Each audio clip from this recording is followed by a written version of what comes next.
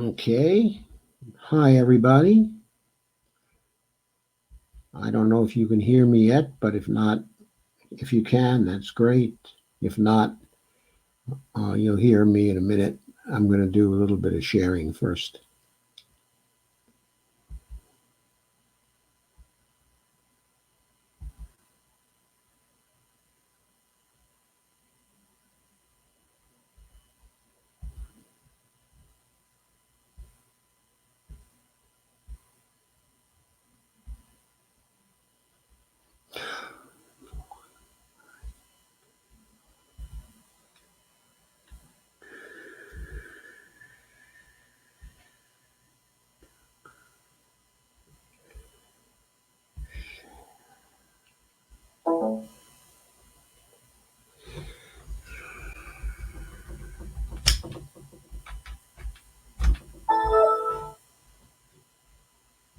Hmm.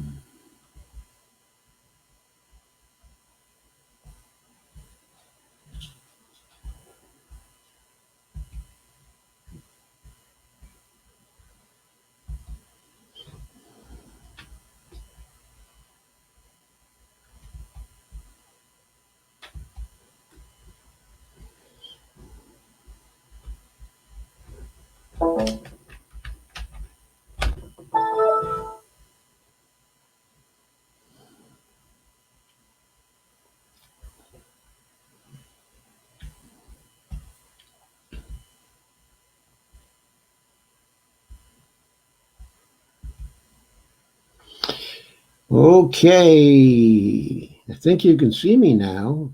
I hope you can see me.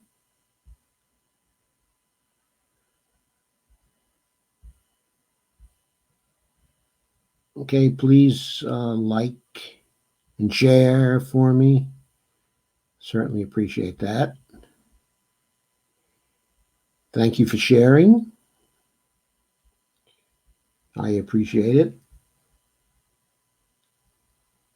Okay, so we have an eventful night, and I want to dive right into it. Okay, at this point, I'm going to start with the results of the primaries. Okay, here are the political results thus far.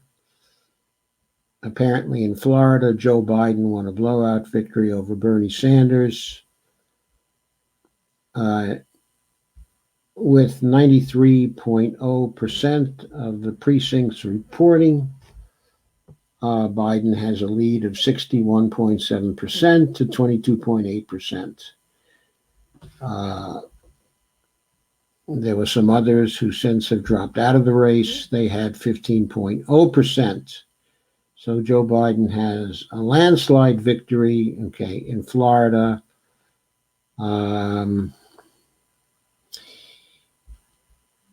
He also had a majority of Latinos. He had more Puerto Ricans, even something like 63%, I think, Puerto Ricans, 56% of the Cubans. I think the results for the Hispanics, okay, are very interesting. And I think the reason why things happened in that way was because Bernie Sanders could not campaign in Florida. He could not campaign, okay, in Illinois. He could not campaign, okay, in Arizona. His in person campaigning has been shut down. He would have campaigned in Florida with the mayor of San Juan, okay, among the Puerto Ricans. Likely he would have done a lot better with the Puerto Ricans there. There were now, for this election, there were more Puerto Rican votes in Florida than there were actually Cuban votes in Florida. So the press is writing this up, okay, as as if, oh, Bernie lost the Latinos. But the results were pretty much expected. It was always expected he was going to lose the Cuban vote, okay, in Florida. And the fact that he lost the Puerto Rican vote is probably due to the lack of his ability to campaign there due to coronavirus. So he has a blowout, okay, in Florida. I'm not going to spend a lot of time on this. The votes are nearly all counted now, and Joe Biden has much too large a lead for it to be surmounted. The Illinois primary. Joe apparently won the Illinois primary. He has 58.5% of the vote there to 36.8% of the vote. Not as large as his margin in Florida, but still large. I don't know the breakdown by demographics yet as to what exactly happened, okay, in Illinois. Only 1/3 of the precincts, okay, are in, so depending on who has voted and who has not, it's possible that the margin for Biden, okay, is going to decrease, but with 1/3 of the vote in, it's unlikely Bernie would be able to pick up 22 points on the other 2/3.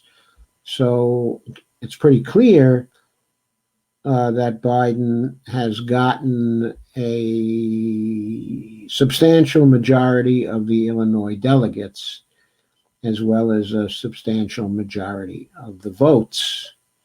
Okay. Okay. So now Joe Biden will come out of this Tuesday with a very large lead. I can't say quite how much, but I would sort of estimate it at roughly 350 delegates. It could probably be even worse. Now, there are a lot of delegates that are left, okay, and we don't know what the future will bring. But I'm going to go right to the Arizona primaries and see what's going on there. The polls close there at 10 p.m., so we don't have any results as yet. We'll probably have some later in the program. I noticed that my camera's gone black. I'll start it up again. There I am. Okay, sorry about that. Don't know what's causing the instability of the camera. Everything else seems to be very stable, but here we are. Yeah, they called Illinois by accident yesterday. It could be that Illinois was fixed. Yeah, Bernie had a massive rally in a Chicago park in Grant Park, okay, a few weeks ago. In fact, he left to the Michigan campaign to go to Grant Park, where he had a massive rally. Okay, but we have to remember, while that was after Super Tuesday, it was before the mushrooming of the coronavirus crisis here in the United States.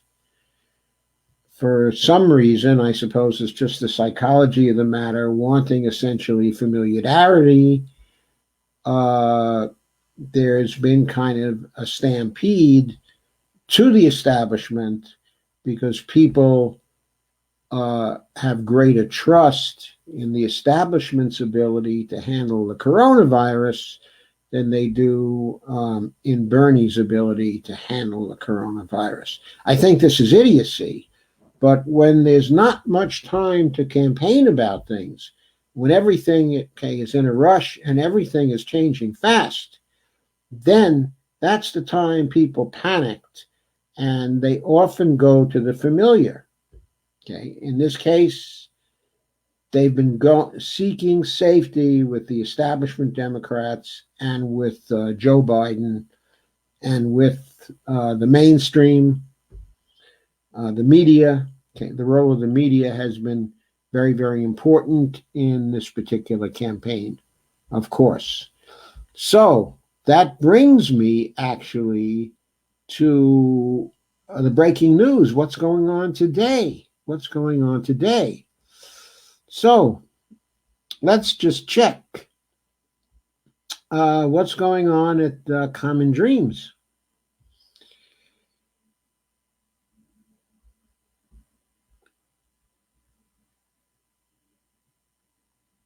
Okay, the first of the new items I encountered today is one, the headline of which is appallingly irresponsible. Though Ohio shuts down the primary election over the coronavirus, the other states go forward. And today the news has been full of the idea that the DNC has been irresponsible by bringing people in to vote, and especially those populations that are at high risk.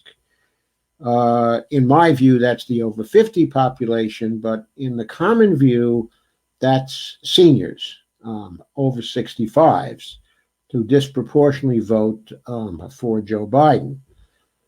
So the DNC has continued to bring them into vote and may have endangered the lives of many people by this move in Florida and in Illinois, and especially in Arizona, the state coming up, because there are 1 million retired people there. Of course, I think there are even more in Florida, but they're disproportionately more important, I believe, in Arizona even than they are in Florida. Now, I don't know whether the results in Arizona, are going to be any different, because all over we're having the flight to the supposed safe choice, Joe Biden. That is the man who tried on 6 or 7 different occasions, if we include his performance during the Obama administration, to cut Social Security and Medicare. But they trust him to handle Social Security better than they trust Bernie Sanders to handle Social Security. I have never I've never seen such absolute silliness before, except perhaps when enough people voted for Trump to put him in the presidency. But we see these things going on all the time when populations are under stress.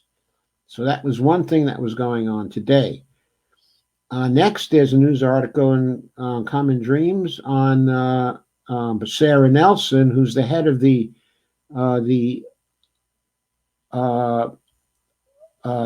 union, of the airline workers. She demanded a stimulus package from Congress and from the administration that bails out the workers in her industry and not the shareholders and the CEOs. Also, as coronavirus death toll continues to rise in Iran, global calls mount for the U.S. to lift its immoral sanctions against that particular country. Now, I thoroughly agree with that. The sanctions are immoral. They have been actually from the beginning, against Iran. There was no reason to impose the sanctions. It was just a grandstand play by Trump. In the present situation, it is just immoral, considering the death toll from the coronavirus in that particular country. It was actually immoral from the beginning. They never deserved to have those sanctions. They were cooperating with us. We're the ones who broke the treaty with them. It was our fault. Just the beginning, there's another article. Nearly 1 in 5 Americans say they or someone in their household already lost hours on jobs from the coronavirus. 1 in 5 Americans. That's a huge proportion of the population, and many of those people are going to vote. And they've lost hours or jobs, they've lost money, and you betcha they are mad about it, and they want something to be done about it. And then there's an article on terrifying new research warns 2.2 million could die from the coronavirus in the United States without drastic action being taken by the government. It's interesting from my point of view that the new research showed that, because just, I think, about a week and a half to 2 weeks ago, I was talking about the possibility that if the fatality rate is as high, okay, as 1% of the case fatality rate, that we could have as many as 3.3 million fatalities. Now, that was an estimate really off the top of my head. It wasn't backed by careful research. But the estimate here, based on research, is of the same scale. It is a human toll that we in the United States would have never experienced before. Nothing even near that. Our death toll in World War II was 400,000 people. We were 150 million then. We're 300K and 30 million now. So the comparable figure now, as a proportion of the population, would be 900,000 people, but 2.2 million is nearly twice that. Okay. Then we have an article that's on the warning that was given by Naomi Klein today in a video she produced for The Intercept called "Coronavirus Capitalism." She, of course, was previously the author of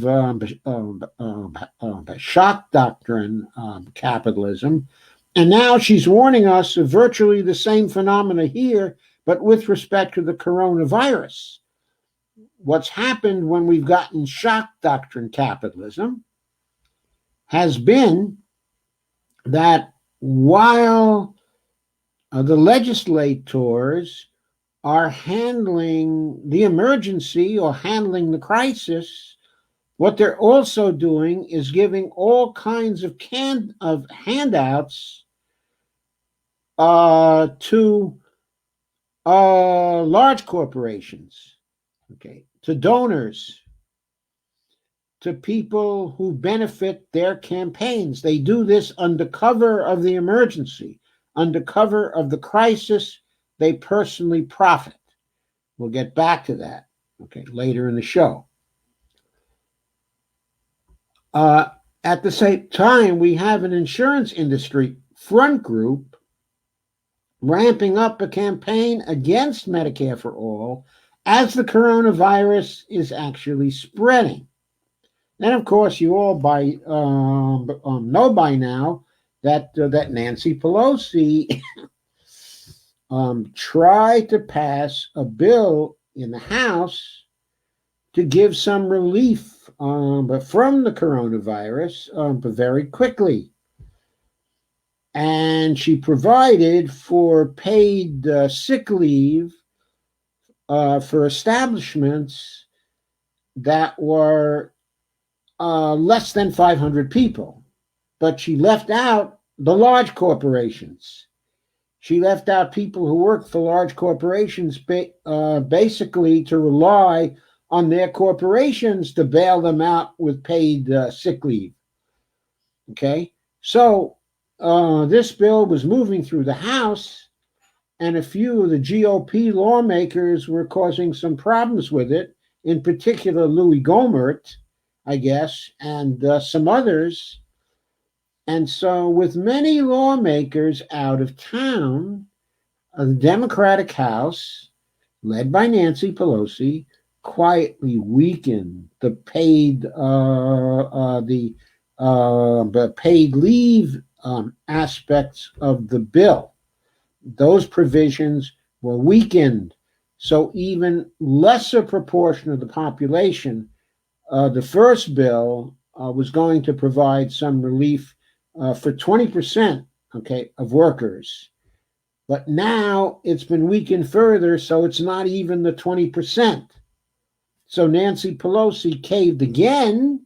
Instead of just overriding the objections, which she could easily have done since she has such a large majority, she caved and she weakened the paid leave provisions in the coronavirus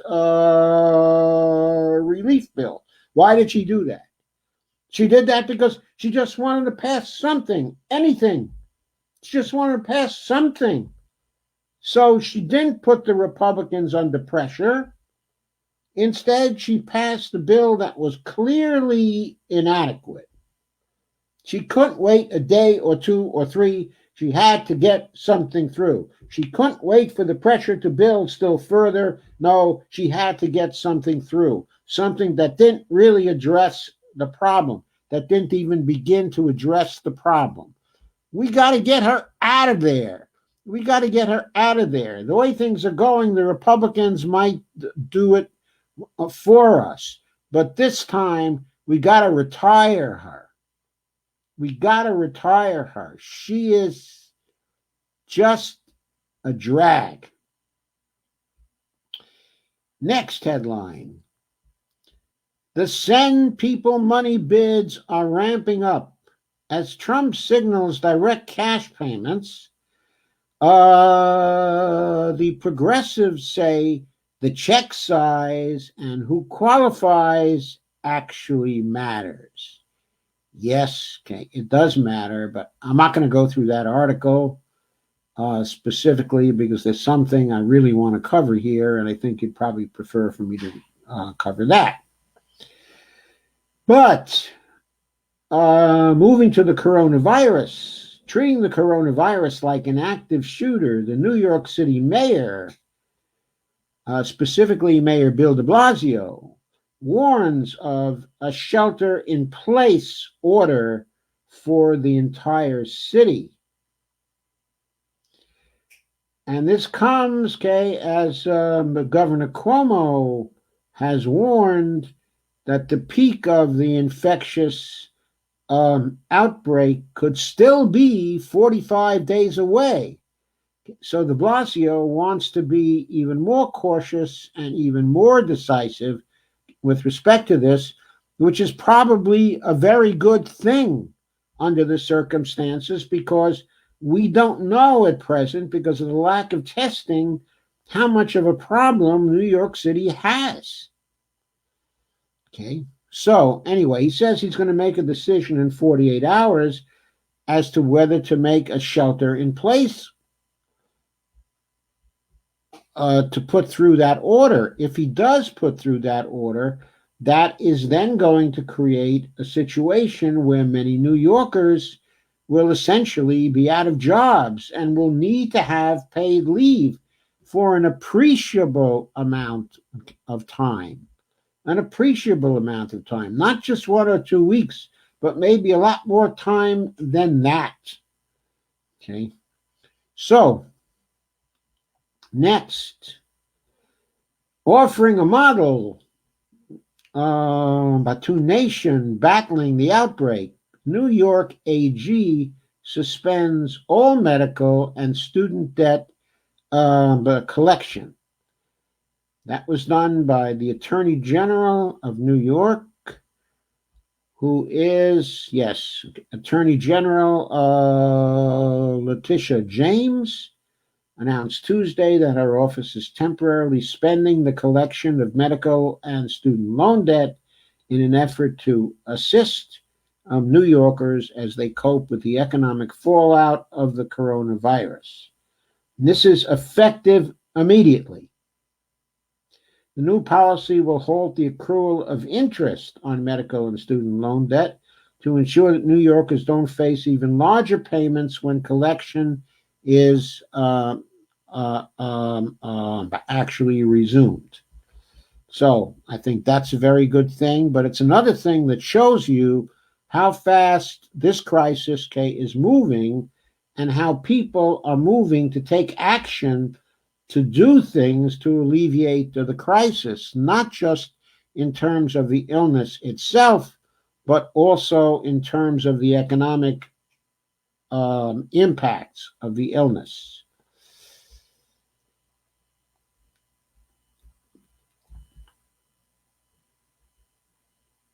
Now, there's an act that just has been introduced, okay, an additional act, not Pelosi's act.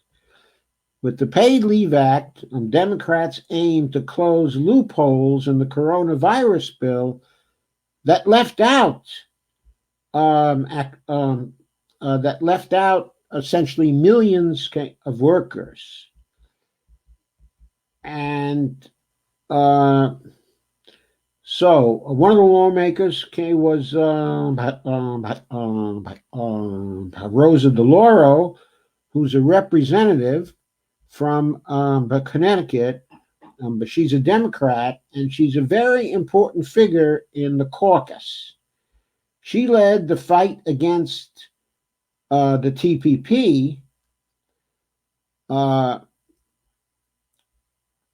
And specifically the fight to block the authority the president was seeking to get an upper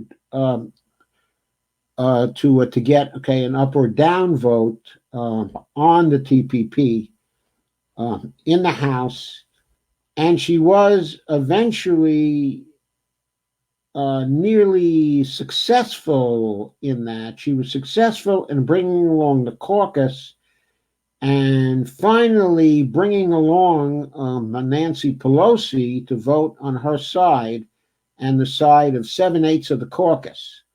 But 1/8 of the Democratic caucus, the Blue Dog Democrats, split off. There was something like, I guess, 28 of them who split off and went over to the Republican side and gave the trade authority to the president to negotiate the TPP and then get an up or down vote on it without any amendments in Congress.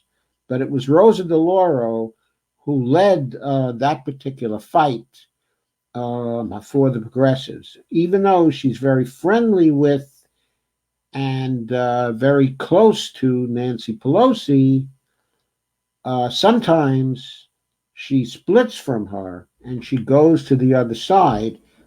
And at least in one case, she was successful in doing that, except for the fact that she was in no position to control the 28 the Democrats who defected to the GOP side in that particular fight.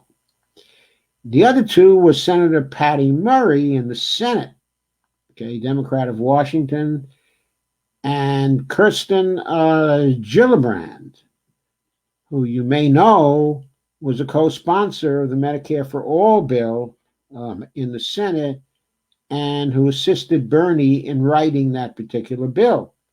She introduced the Paid Leave Act to guarantee emergency paid sick leave to all American workers during the pandemic, as well as ensuring that Americans can accrue up to 7 paid sick days of leave after the crisis is over. And then there are some quotes from the lawmakers who were seeking to pass that, but trying to pass something like this extremely quickly is a mark of how much some of the legislators want to respond and get in front of this, because they know this is a very volatile issue and it could cause them, in fact, to lose their seats if they don't act in a proper way. Meanwhile, there are fights in the Congress, that are going on. Let's look at the article on the Send People Money bids, because that is percolating now. Treasury Secretary Mnuchin said Tuesday that he and President Donald Trump supported sending $1,000 checks straight to the American people as tens of millions face furloughs and layoffs and financial uncertainty as the coronavirus outbreak spreads. A major shift of the Overton window regarding direct cash assistance for Americans in the middle of the pandemic. And but Secretary Mnuchin said, we're looking at sending checks to Americans immediately. They need to get cash now, and the president wants to get cash now, and I mean now in the next 2 weeks. He reportedly said the administration likes the idea of $1,000 for the checks, but declined to give an exact number in a press briefing or to say that the proposal would be free of restrictions that could leave out people who receive other benefits from the government. He also suggested the program could be means tested, telling reporters we don't need to send people who make $1 million a year checks. And the way he wants to mean test this is not through actually having a bureaucracy. He wants it to go through the IRS. Okay, so he means to have this done quickly to get the money into the economy quickly. Of course, doing something like this would have been inconceivable just a few days ago. His statement followed intense criticism of the administration's previous stimulus proposal to offer a payroll tax cut to companies, a plan which would not help Americans in the immediate term and would carry no benefit for people who lose their jobs as a result of the crisis. Okay, the suggestion the federal government could send checks tens of millions of Americans came a day after Republicans, Senator Romney and Tom Cotton of Arkansas, criticized an economic package from the House Democrats for failing to deliver fast enough assistance, to American workers. So some of the Republicans are getting to the left of Nancy Pelosi on this. Can you imagine getting to the left of Nancy Pelosi? The great compromiser, the great fool, leading us to defeat again and again and again. The suggestion that the federal government could send checks to tens of millions of Americans, I read that already. Okay. The bill left most workers out of its plan for paid sick leave. That's the Pelosi bill. And the legislation was scaled back even further late Monday. Okay. It was limiting the benefit for the next 10 weeks to people who are out of work because they need to care for children. Wow, ridiculous. How ridiculous. Okay. So anyway, they got to the left of her. Okay. Josh Hawley, who's a Republican, he's a Missouri guy and a member of the House. He has a plan to send checks for several $1,000s to families. He said if Republicans move in this direction and Democrats keep insisting on narrowly targeted, means-tested plans with a zillion carve-outs for particular businesses, it will be a catastrophe for the Democratic Party. Oh, I'm sorry. That was written by Zach Carter of the Huffington Post. Okay, not by Hawley. But Hawley has a plan to do that. Okay. So, Senators Cory Booker, Michael Bennet, and Sherrod Brown, then replied, on Tuesday. They proposed that there should be immediate payments of $2,000 for every American adult and child, followed by additional payments later this year. The Send People Money bids are ramping up in the Senate.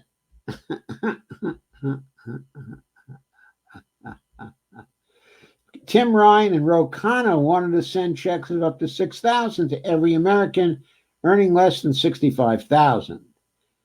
And Ilhan Omar announced Tuesday on Twitter she was planning to introduce a bill to offer $1,000 to every adult and $500 to every child in the country with no exceptions, as well as direct stimulus to any small business that keeps its workers on during the crisis. And Alexandria Ocasio-Cortez, and Anna Presley, both called on Mnuchin and Trump to suspend student loan payments or cancel student debt.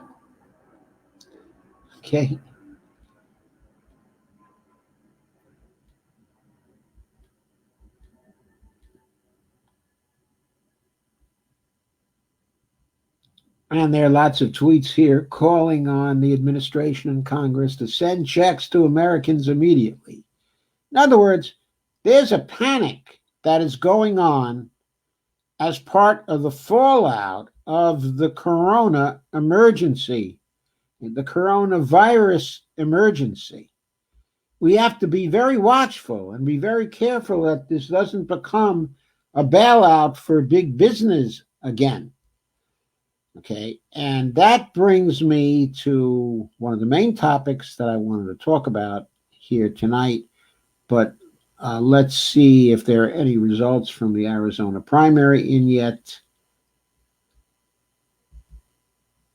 It's now 5 after 10.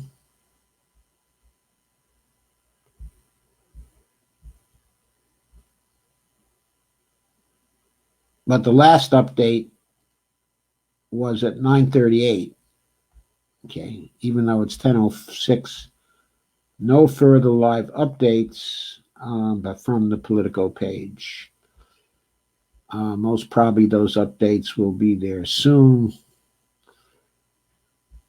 But I'll wait and give you that news as it comes in. For now, what I want to do is to call your attention to an address that was made to the country by Bernie Sanders today at, okay, I believe it was at 7:30 roughly. I saw it and then I watched it again. And here are the highlights, okay, of what he had to say. First of all, he wants a stimulus bill to help us get over the crisis that totals roughly $2 trillion, okay, in magnitude. This is, of course, the most major bill that anybody is offering up until now. He emphatically said, though, he wants to hear some other ideas, too. He wants to know the pain that people are getting out there. He says that is very, very important that we know the problems that people are having so that we can legislate a good bill that meets their needs. But here are the specifics that he went into. He wants to make certain everyone can go to a doctor to get the help they need for the duration of the emergency. He said this is not a Medicare for all bill, but it's an emergency proposal covering all health care for the duration, not just something that can be directly traced to the coronavirus. Okay, next, he said hospitals and doctors must have all the supplies they need to respond. The federal government has to work with the private sector to get the resources they need in order to get the job done. And what he meant by that was funding. Whatever funding was needed to get the job done to treat people had to be supplied. He said we have to implement best practices for testing and get people the test kits they need quickly as possible with all the tests currently available. So he's saying, yes, use the WHO testing. Okay, use other tests, okay, that are out there, not simply CDC design tests. And he said doctors and nurses must have the masks they need to treat people. And we need to provide the funding for that. He said we have to enlist the military and the National Guard to supplement the medical establishment and to organize things in getting people the resources they need. And he said that dramatically, we have to expand the number of community health centers, but very, very quickly. Of course, over the years, he's been the main sponsor and the main person advocating for community health centers in the country. In order to meet this emergency, he's calling for a dramatic expansion of the community health centers right away over the next few months. He's saying we must make sure that everyone who has a job receives the paychecks they need to continue with their lives. They need to continue to get their paychecks. The federal government has to make that so. Number 10, small and medium-sized businesses need immediate relief. He said we must supply aid to cover all payroll costs and other expenses to keep the businesses open and running during the crisis. And I guess even when the businesses have to close down because people cannot go to restaurants, still restaurants can serve as kitchens to prepare meals for the community. That can certainly be done. Okay, and people would not have to go to restaurants and to congregate there. But the employees could be working to get mails to people. And if they do get mails to people, of course, they have to be protected with all the equipment they need too, if that, is going to go on. Okay, now, he also wants or proposes that monthly checks must be sent to every household to take care of basic needs immediately for the duration of the crisis. At what level? $2,000 per month, says Bernie. Now, the crisis might last for the rest of this year. Then, and this is number 12 already, everyone who loses a job due to no fault of their own must have 100% salary replacement up to a top level of $75,000 per year. Number 13, he advocates food stamps for every family needing them and an expansion of food stamp funding too.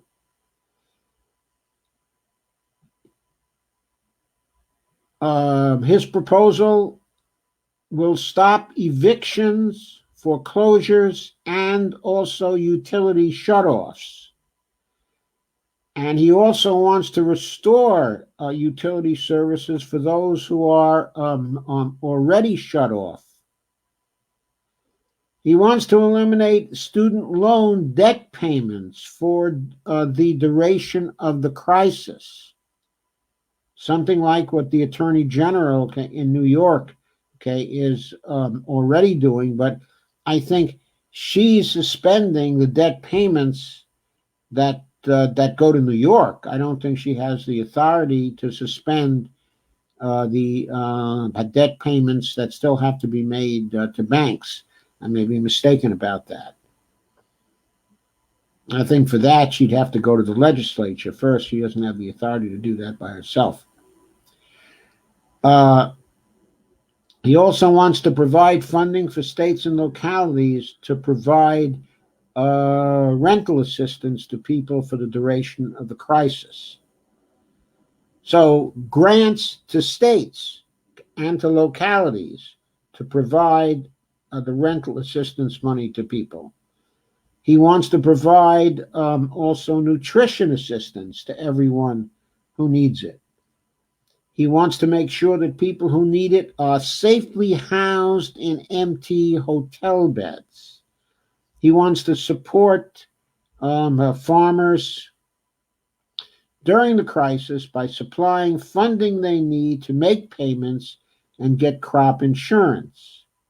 And he wants to enable them to provide food assistance, for everyone. The farmers, and also to provide food assistance to any farmers who themselves happen to need that. Number 20, he wants to make sure this crisis is not just another money-making opportunity for corporate America. He wants to establish an oversight agency to regulate this so that it doesn't happen, so that it is not a money making opportunity, so that corporate America, large corporations in America, do not profit from the misfortune of others during the crisis. Number 21, he wants to have emergency loans extended to businesses that are in trouble, but he wants those loans to have restrictions, strings, conditions, so workers and laborers are strictly protected and their benefits are strictly protected. No handouts for owners, no handouts for the executives of corporations, strict conditions, no layoffs, and no ripping off of consumers. Next, he wants to prevent price gouging by the pharmaceutical companies and others looking to profit from the crisis. And he's calling for comments from others about the troubles they're having. And he wants to hear about experiences and problems of people so good laws can be written to handle the crisis. And he promises that by tomorrow on his website at berniesanders.com, he will have his proposals in writing, stated in more detail, okay, more precisely stated. He gave this address, okay, in a manner that a president would give it to meet the kind of national emergency we have now. And he looked like a president when he did it. It's the kind of response we would want from a president, if we had one, who could really handle this particular type, okay, of crisis. It was an unqualified response. It was a response about helping people so that they would not suffer economically during this crisis, that they could concentrate on keeping themselves safe, on getting treated, on getting well, and on riding out this crisis. It was a response which was about saving lives and pulling us together collectively to handle this crisis. So that's what we got from Bernie tonight. While he was losing in Illinois, while he was losing in Florida, by the time he made that address, he probably already knew that he had lost in Florida, and by a large amount. But he still made the address as the president in spirit that he is.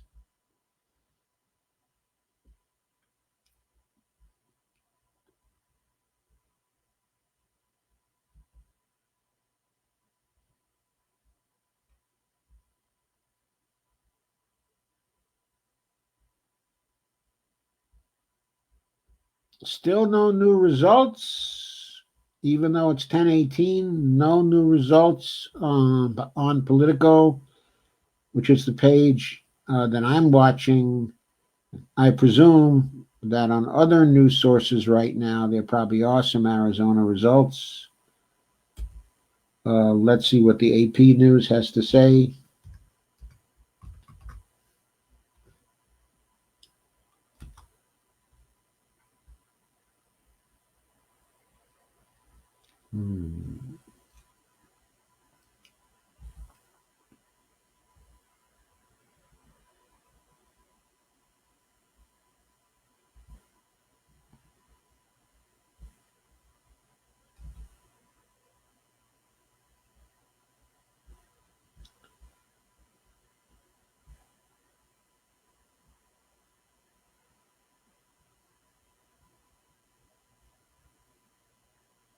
Okay, I don't see anything else there yet.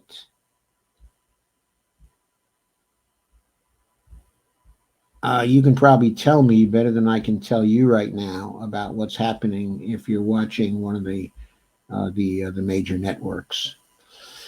So that's what is going on. The Bernie proposal should be taken by us as something we can pressure with, that we can lobby with, that we can fight with, because compared to the proposal that Bernie is giving us right now, what we're probably going to get from the administration and from the Democrats, in Congress, is going to be a very pale shadow of this. What we're probably going to get. So we have to watch out for the pale shadow.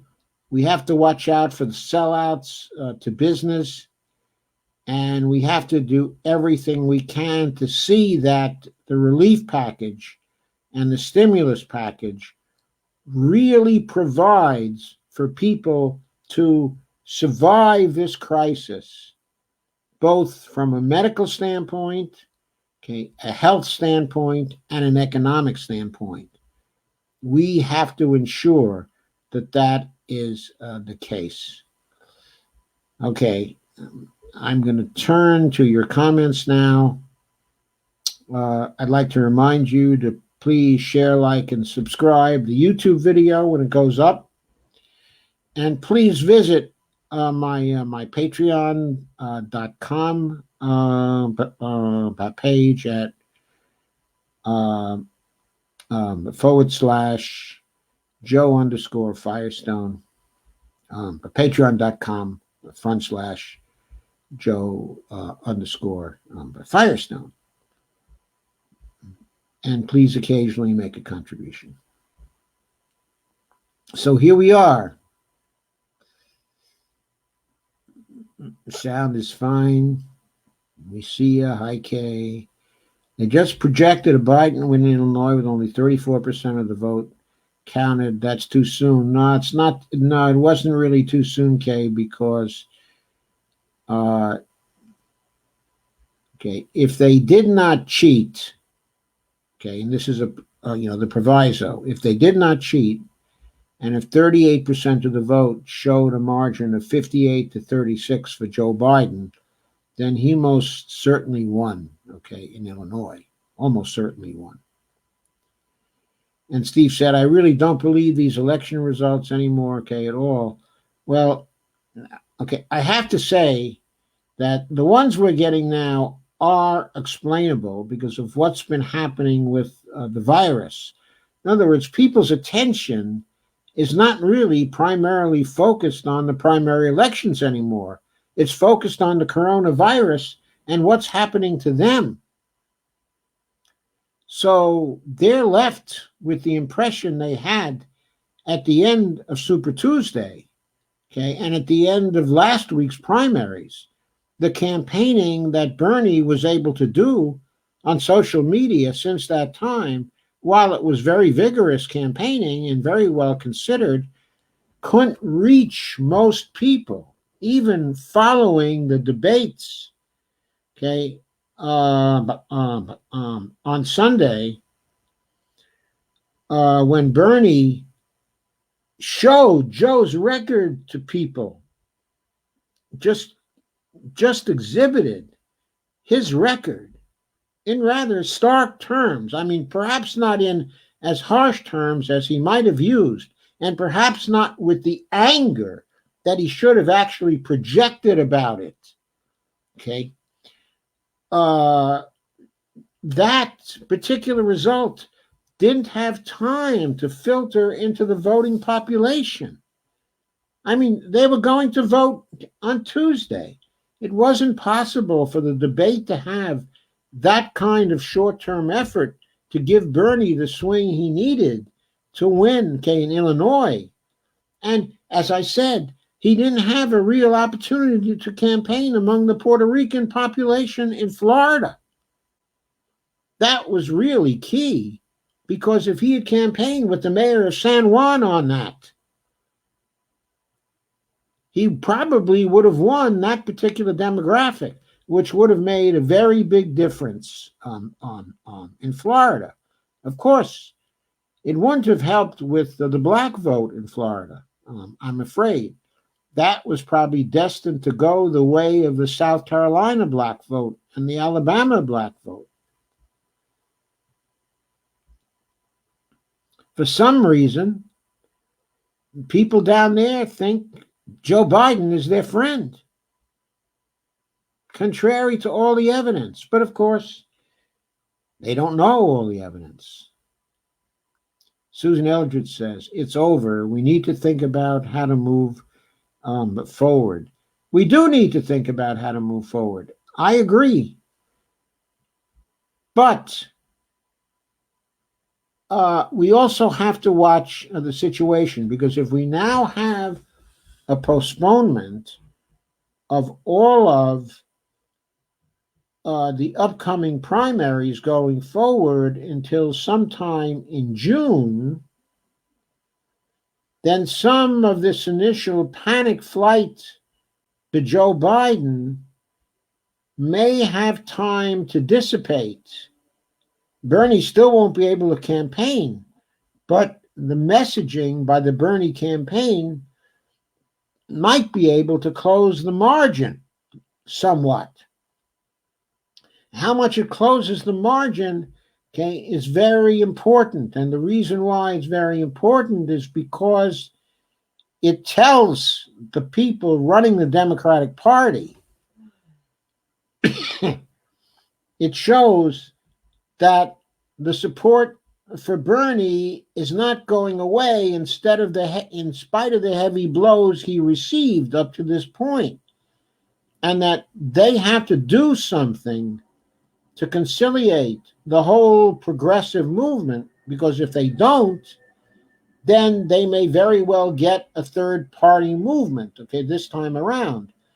And while we continue to support Bernie, and while we continue to vote for him, we also need at the same time to start that third party off, to create the infrastructure for it, to create a shell for it, and to begin to get it ready. I don't think it can possibly be ready for the 2020 elections. Okay, I would love it to be.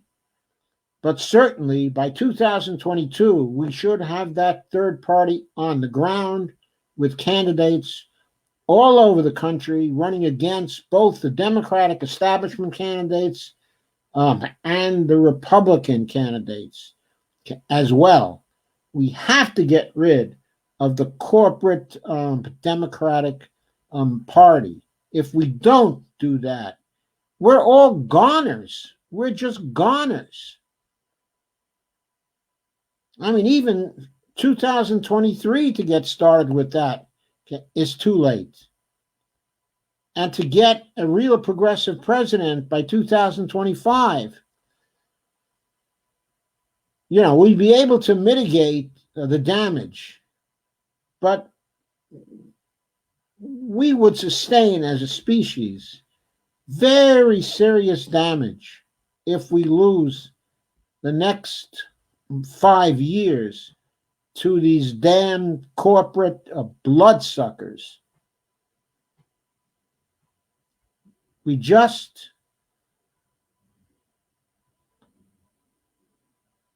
It would be just unacceptable if we did that to ourselves. So we have to put our shoulders to the wheel and build that third party if there is no real compromise and power sharing with the Democrats by right now in this election. Okay, but in this election, and even then, I don't know if it will be acceptable to people because they certainly cheated on Super Tuesday. They certainly rigged things in South Carolina with the establishment putting their thumb on the scale for Biden and with the intervention, of Obama with his phone calls and his behind the scenes activity to exclude Bernie from the possibility, of winning. We had that happen. I know Bernie made mistakes. He should have been looking for that. He should have been guarding against it. He probably should have campaigned harder in South Carolina, in the run up. He invested a lot in the South. Mainstream has been charging with him with not putting enough effort into healing, into closing the gap he had with blacks in the South. But the truth is, there's no way he could have closed that gap sufficiently to end up with more influence than the combination of Jim Clyburn and Barack Obama. No way. I mean, basically, the party told the people down there that their choice, Clyburn's choice, and Obama's choice was, after all, Joe Biden. That's what the news showed to people. That's what the mainstream showed to people. Kay says, I can't believe them either. Steve, Susan says, was he running any ads there? I don't know whether he was running any ads there. But I know in the early part of the campaign, he was active in both Carolinas. And I certainly think he was running ads in North Carolina before Super Tuesday.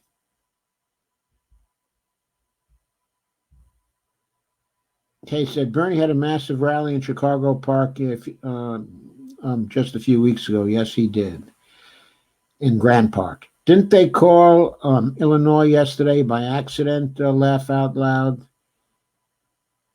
Yeah, they did.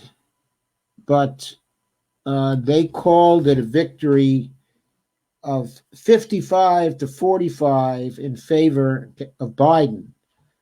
And the victory for Biden wasn't 55 to 45. It's something like 61.7 to 22.8 or something. I'm sorry. It was 58.6 to 36.8 or something like that. It was a 22-point victory, in Illinois. I was thinking of the victory in Florida. The DNC and the corporate media were never going to let him win. Well, we knew they were going to do everything they could to stop him. We hoped that our movement would be strong enough to block that. But I think with all the cheating that went on in Super Tuesday, I'm convinced there was cheating in Massachusetts. I think there was cheating, in Minnesota. I think there was cheating in Texas. I think the exit polls showed in those three states there was certainly cheating. And it was probably easy for them to cheat in North Carolina also. I don't know whether there's evidence that they cheated in that state, but it could easily have been the case. I think there's evidence they cheated in California, and that if they hadn't, that Bernie would have gotten his 15-point win there and many more delegates and much more momentum. The cheating in Texas, the cheating in Massachusetts, and the cheating in California alone probably deprived him of the momentum he needed to make a fight of it last Tuesday. And then if he had done better last Tuesday, like, for example, one in Michigan and Washington, and in North Dakota, then he would have been in a lot better shape to go to Illinois and to go to Florida this time. But in fact, the DNC rigged again because the Illinois primary should never have been held. The Florida primary should never have been held. if any old people went out to vote in those primaries, they were crazy. They were risking the virus. Okay. I don't think that old people know this yet, but I saw some figures coming out of Italy, I believe, showing that uh, something like 33% of the fatalities, okay, in Italy were among people over 65. Or maybe 35% of the fatalities were among people over 65, and something like 33% of the fatalities were among people over 50. Over 50. Then there was a large gap between those percentages and the percent of fatalities from people from 40 to 50 and 30 to 50 and 20 to 30, okay, and so on. So it's much more dangerous for old people to not be self-isolating right now. I mean, to go into crowds and stand online to vote in Florida, okay, in Illinois was insanity. Now, of course, there was a lot of early voting, okay, in Florida, and people will tell you that story. I'm sure it's true. I don't know if there was early voting, okay, in Illinois, though. I'm not sure about that. But I still think there probably were a lot of old people who went out to vote. Susan said, DNC and the corporate media were never going to let Bernie win. Well, I already replied to that. Steve said, a good Bernie progressive took his own life last night. Wayne Smith, rest in peace. So sorry to hear that, Steve. Jim said, hey all, hey Jim. And Kay said, I saw that today too, so sad. And Jim said, hey Kay. Susan said, I wonder how many people didn't vote for Bernie because of COVID-19. I don't know, but I suspect, okay, there was a good deal. And added to that were the people who did not vote for Bernie because since Super Tuesday, they haven't been paying attention to anything except for COVID-19. Kay said Biden is running his mouth on MSNBC now, SMH. Gina Marie said, hi, Lana. And Steve Wolfbrand said, sanctions, okay, are acts of war. They are, okay, they're economic war. Steve Wolfbrand said, we're about 9 days behind Italy. We'll see. Yes, we are. And Lana said, Pago Pelosi, fail. We need to get rid of Pago Pelosi. I was listening to Cuomo yesterday. He was calm and entertaining. Yeah, I know he was. Lana said, any word on what other states are doing? And she pointed out, okay, Minnesota has a surplus in the budget. Well, Minnesota is a state. They probably often have a surplus in the budget. Steve said, they should not give any money to the top 20%. They don't need it, and it would leave more for the rest of us. There's no limit on the amount of money they're able to provide, but yes, they should not give any money to the top 20%. That only exacerbates the inequality, okay, in the country. By the way, that's certainly true for, let's say, the top 5%. I don't know how low the top 20 actually goes in wealth. And Nikki King says, hiya, Joe and everyone. Hiya, Nikki. Dabarid said, is there a possibility of delaying the IRS deadline of April 15, 2020 as facilities where seniors can obtain tax preparation are now closed due to the pandemic, such as the libraries, public libraries? Well, I think what you can do, Barbara, is file an extension form.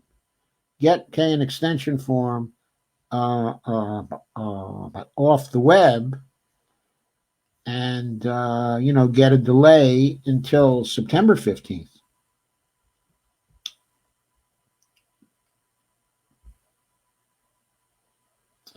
Steve says the billionaires will buy up all the cheap stocks.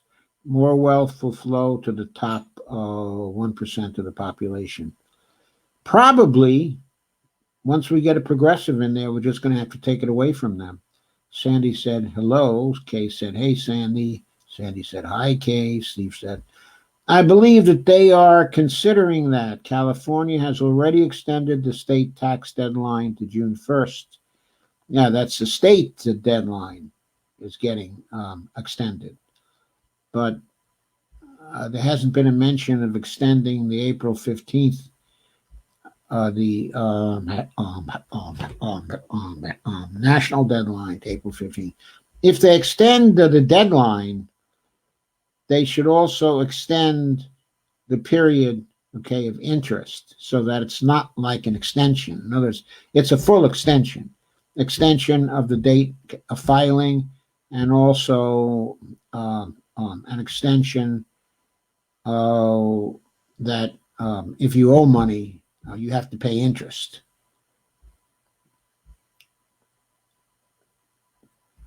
And Susan said, I wish he had done this during the debate.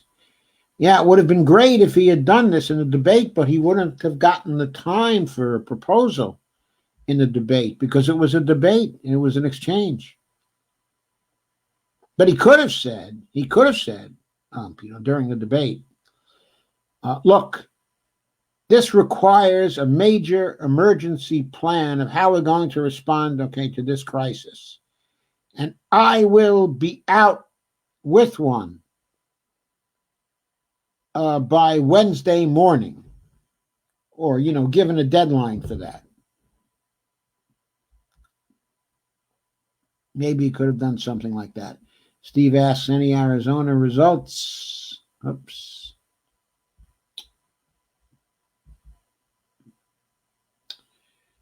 Let me check again.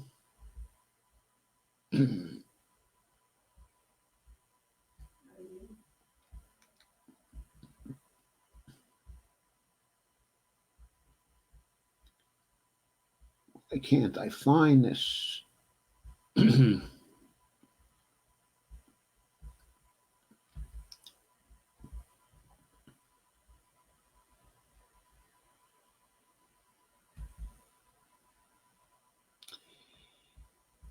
Okay, let's see if I've got any now.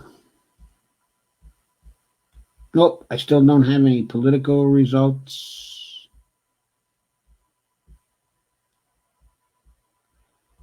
I can check in with AP News too.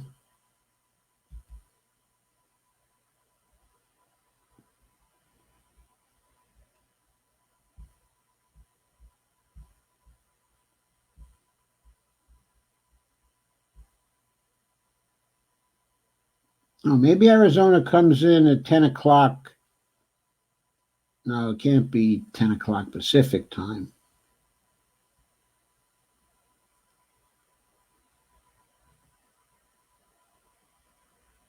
Nope.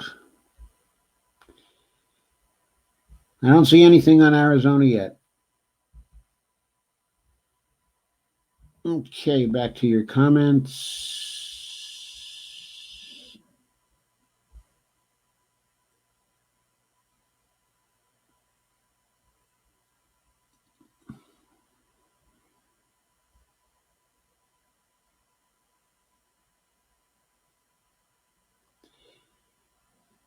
Lana says Bernie is a wonderful man. He is.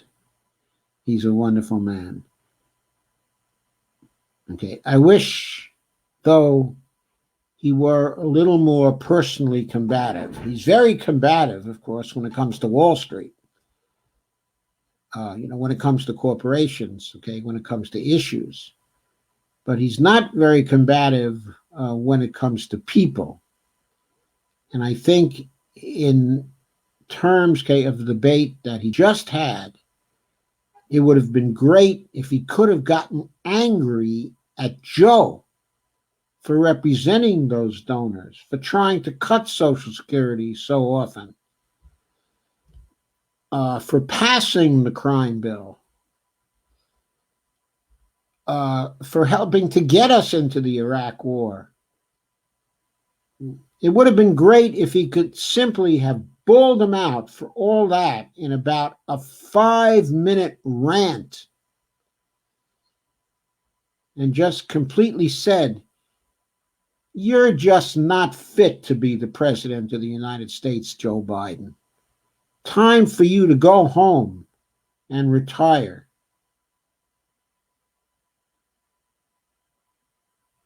Kay says, if Bernie loses, who will replace him? I have no idea. Do you? I don't know. There are a number of people who are very good progressives and who are much younger. I don't know if any of them will be of a sufficient age to do it. Someone who has the personal charisma to do it, of course, is AOC. She has the personal charisma. Ilhan Omar. But of course, she can't become a presidential candidate because she wasn't born here. So if you're looking for someone with the charisma, then that somebody is AOC. Kathy Langen has joined. Steve Wolfbrand said, I'll never vote for Biden. Kay says, we already voted for Bernie here in Ohio before the primary was postponed. Glad we did. Yes. Kay said, me neither, Steve. The damn Dems need to appreciate the progressives instead of ignoring us all. Kay says, the NW crap has got to end now. I'm sorry, Kay. What does VBNMW mean? Steve said, Obama was such a disappointment. I actually believed in hope and change at one point. I did too.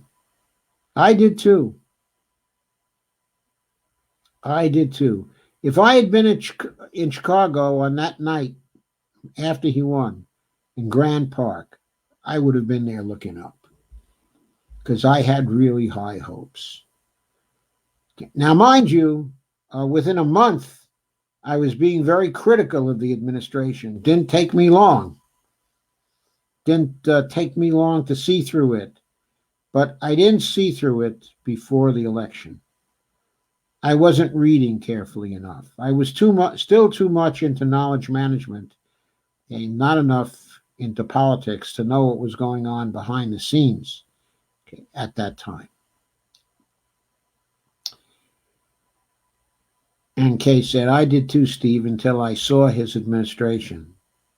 Steve said, and Washington, Kay, people were calling for the election head in California because of the mess there. Yeah. They were. Barbara joined and Gina Marie joined again. Antonio Calhoun, he's still crying terrible. I'm sorry, who's crying?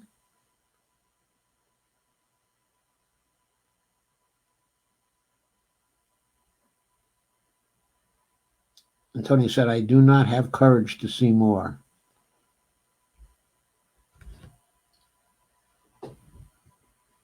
And Barbara said, we in Arizona stay okay on MST, so we are now the same as PDT.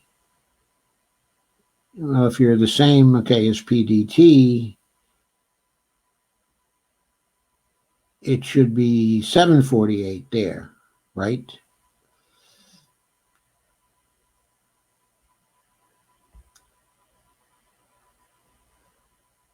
So 748 there is 1048 here, right? Which it is now.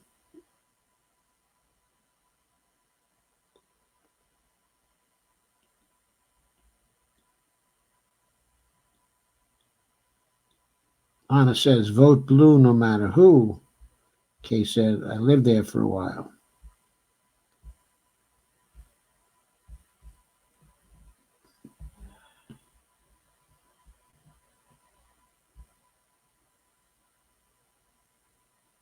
Oh, VBN NMW's vote blue no matter who. Thanks.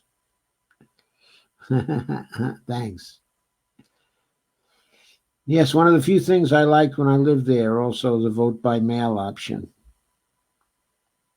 And Barbara says 7:48 in Arizona. So does that mean that the polls are still open in Arizona? Is that why we don't have any results? Steve says it could be a late night for Arizona. You mean it's close in Arizona?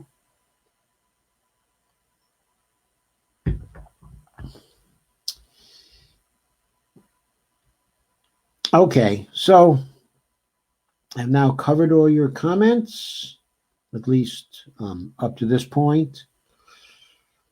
So I think I'm going to say good night. Okay, for tonight, I'll be back with the Arizona results tomorrow, of course, and I'll also be back with most probably some more commentary on what has happened. But I'll also be back with fast breaking news with what is going on, because obviously we're seeing movements here. We're seeing shock doctrine here. We're seeing the possibility of big changes quickly. And we have to be prepared to pressure about them to get our due. We can't let the elites handle it. Yeah, Kay says polls closed in Arizona. Okay, an hour ago. That's what I thought. So why isn't there any news yet? Somebody must be cheating.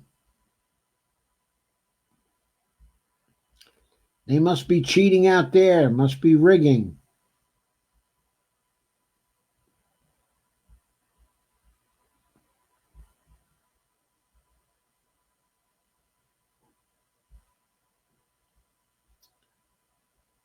I've been refreshing the page like mad. Let me go to the bottom and refresh the page again. I can do that on the top. Okay.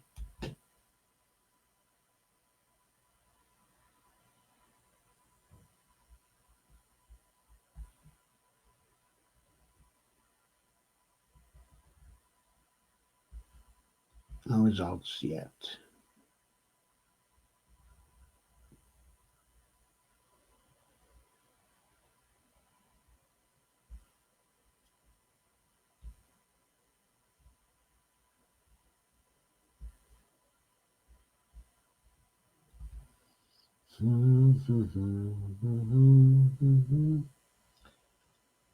Says polls closed 10 p.m. Eastern Time. They have 0% reporting, supposedly, still. Anybody getting anything from the AP?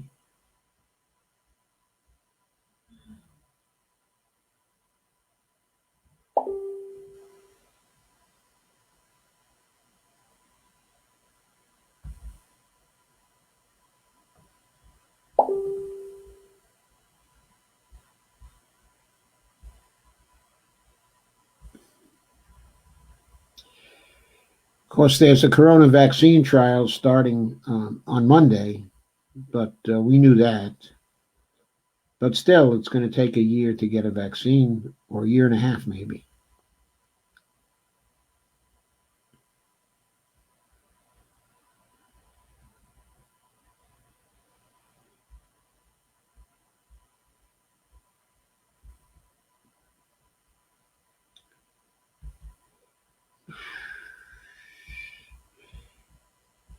Nothing new on the AP about the election, I'm afraid.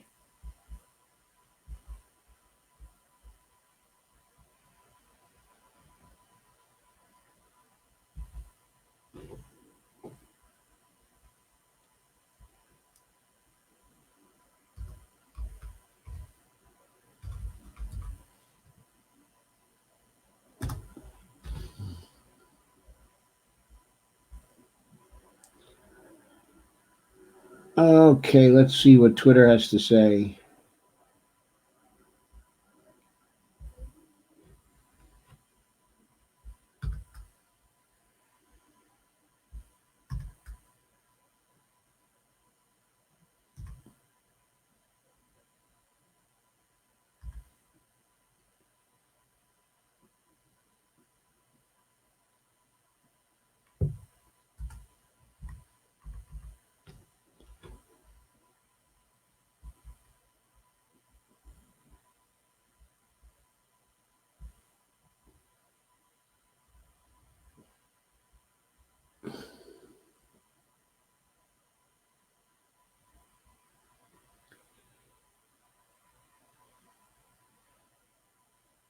The Arizona exit polls showed Biden at 49.4%, Sanders at 36.2%.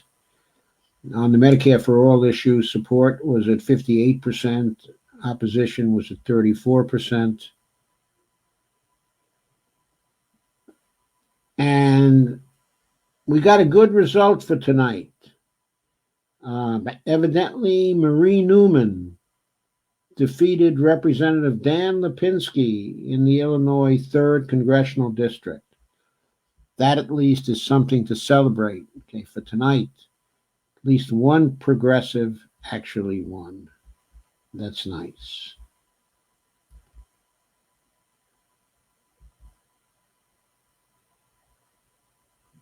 I don't know when the race was called. As of the 50% in mark, she was ahead by 46.5% to 44.2%. Biden with 17.3% was ahead 55.7 to 39.0.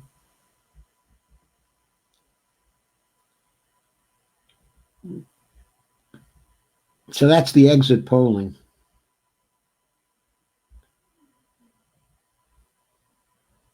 If they cheat, it might even be a bigger win for Biden.